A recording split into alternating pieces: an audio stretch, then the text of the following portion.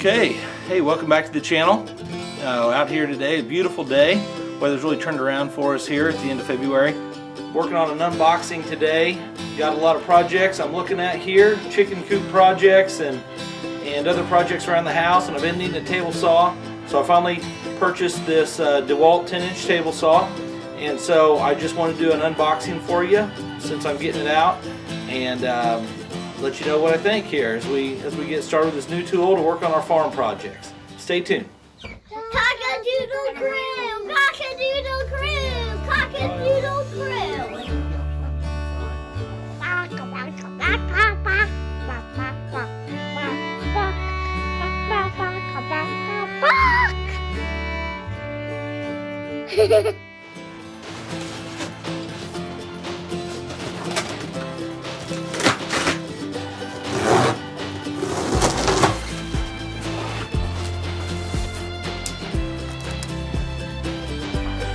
Oh, that's heavy.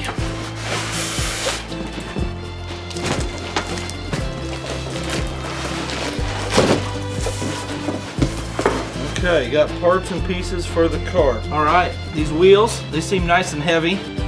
Really heavy actually, heavier than they look. Probably look like cheap plastic on screen, but they feel nice. They weigh, I don't know, 2 pounds a piece, 1.5 pounds, something like that. A lot more than they look like they do. Got some tools, got some bolts and nuts. Looks like there's going to be some assembly required here. Get these pieces out.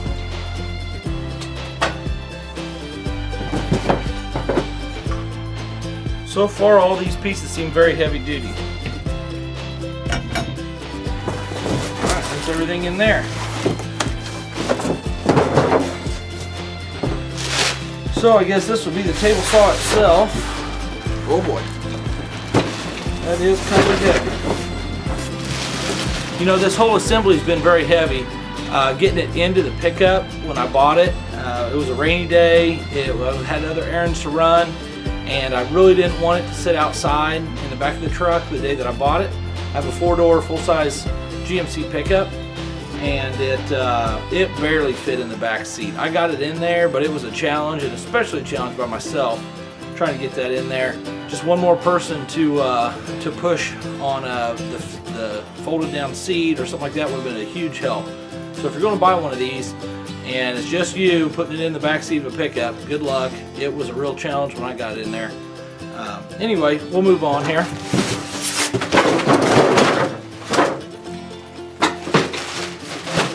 Looks like we've got some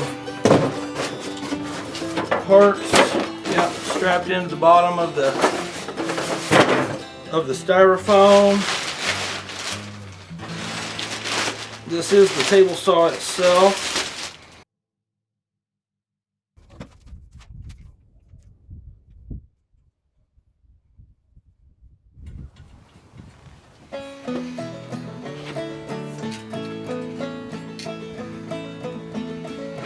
Alright, that seems tight on there. So the 2 frame halves is the first part.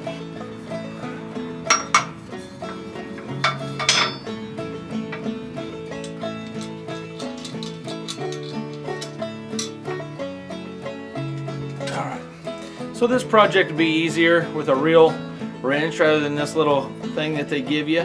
But anyway, just figured I'd try to do it with the tools they sent and let you know what I think.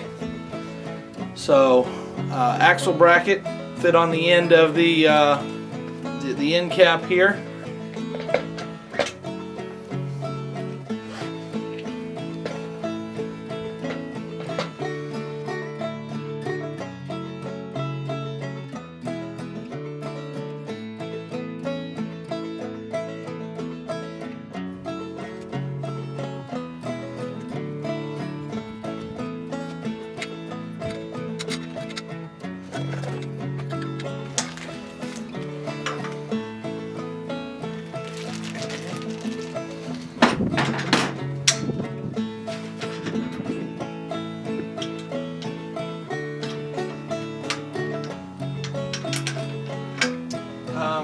Probably going to give up on these little tools here. They're kind of a pain. So I think I can make this go a little bit faster with a drill.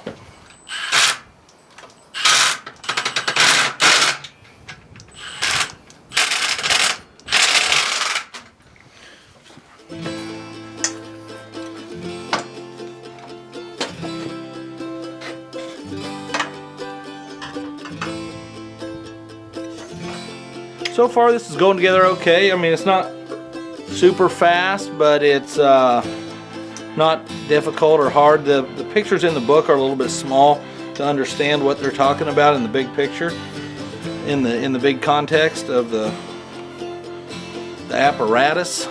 But anyway, it's going together all right, and everything here feels very sturdy and very tough, and so that's a good feeling when you're getting started with this. And the instructions say that there's two positions for this handle. It said a compact position or a easy carry position. I was thinking easy carry sounded better. I mean, it's only a difference of 2 inches, but if that makes it less compact, I'm wondering if it makes it harder to fit the overall package somewhere, like in the back of a truck full of tools or something. You might want the compact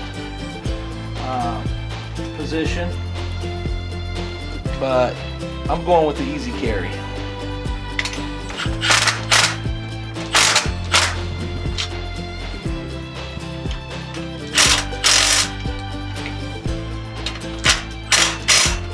Alright, this little thing's a pain, but by using the drill and the socket, it looks like I was already stripping out one of these little bolts or these little nuts. So anyway, let's just go back to this to not strip everything out, but at the same time, what a pain. This is just junk.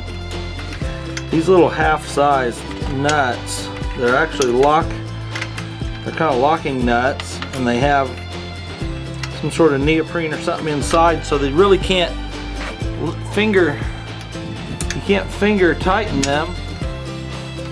And they're kind of narrow, so this little narrow wrench has to fit just right on it. And once you get down here, it's a little bit easier, but I think using the actual table saw will be easier than putting these silly nuts together. Alright, got the cart put together. It looks like the next step is to install the saw. See how that goes.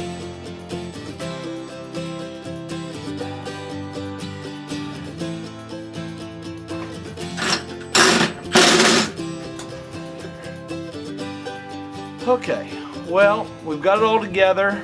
Kind of just looked around, didn't use the instructions too much to figure out where things went, so that took a little extra time. But I want to spend a minute here and talk about why I ended up with this saw and the story behind that. Okay, so around the farm here I have used a table saw similar to this one. I've been borrowing it from my stepdad. He's got a DeWalt portable table saw and I really like it. So I have looked on Craigslist or Marketplace and tried to find something comparable, and didn't really find anything that was even close to what I had been used to using when I borrowed his saw.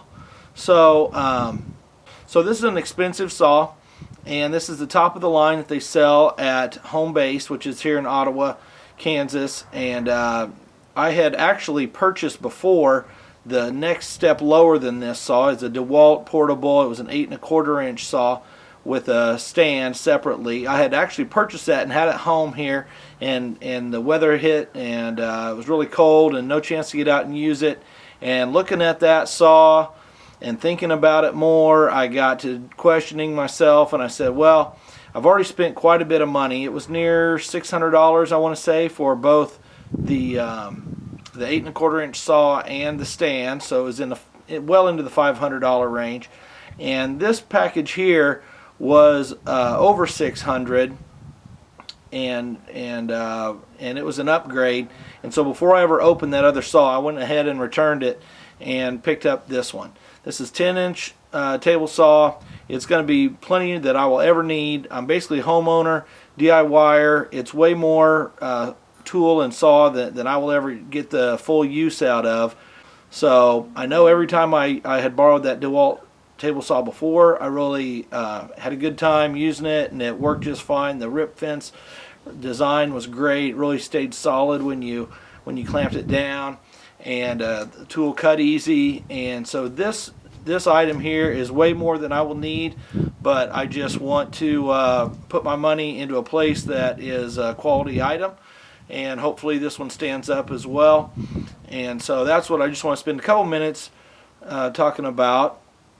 And one more thing that I think is important about this, and this is something that I will try to mention throughout the channel's videos that you see here. But we live in what I consider a small community. We're about an hour outside of Kansas City to the south, and Princeton, where we live, is a really small community. But Ottawa is kind of where I grew up, and that's just up the road, and that's where the store is that I bought this saw. So that store employs people that I went to school with. There's the same faces when I go in there almost every day. But you get to know people and you get a relationship with people. And I'm pretty sure that this retail price of this saw was comparable to the big box stores. And I do know that they would have price matched me had I found it cheaper at the big box stores. But I just think it's so important to take the dollars that we have and spend them locally when we can. And this store isn't exactly like mom and pop hardware store, but it is a smaller chain. It's not as big as your Home Depots and your other nationwide chains. But anyway, I just like buying things and having that relationship close to home. And our business is a restaurant, and we expect people to come and eat with us, and we're a local small business, so we want to turn around and take their dollars and spend that locally as well. And so that's just something that's important to me, and I want to share it here on YouTube so that someone else might be thinking about that. It's like not always about the very cheapest price you can get, but does your community offer things that you want to continue on and have available, just to run down the road and pick up a saw in person, look at it in person, tools, whatever it may be. Let's keep these businesses going that are in our communities, rather than having to go to the big city and save a few dollars, and you've spent more money getting there and everything else, and there's no one there that knows you or will remember if you ever return or something like that. In this case, when I brought this tool back, or the previous one, the manager, Tim, he just kind of looked at me like, Aaron, what's going on here? I hope it's not bad. And I'm like, no, I want to upgrade, from the one I bought to the better model. And he kind of smiled and laughed, and he was happy to upgrade me. But anyway, those are the moments that I think is important for our communities, especially right now, going into 2021. We've had a hell of a year, 2020, and so we need to keep our communities going. That's right around us, and we've lost a lot of connections, and a lot of people have been split apart. Friends and family have been divided by all the stuff going on. So anyway, I use all those little opportunities just to operate our life in relation to the community around us as much as we can. Not every time. I understand it's not perfect. The Amazon truck shows up here too, but I just want to put some effort into our local relationships in the local community, and that's all I want to talk about here. So anyway, hope you got something out of this unboxing, and if you're thinking about this saw, it seems like a heavy-duty piece. I'll go ahead and fire it up and run a piece of wood through it, but I have a feeling that I'm going to be real happy with it, and we'll come back on other videos and see how it performed to rip down a bunch of 2x6s I have, and some 4x4s and other things that I do have need for here on the farm. So anyway, today was basically an unboxing, and thanks for watching. Bye.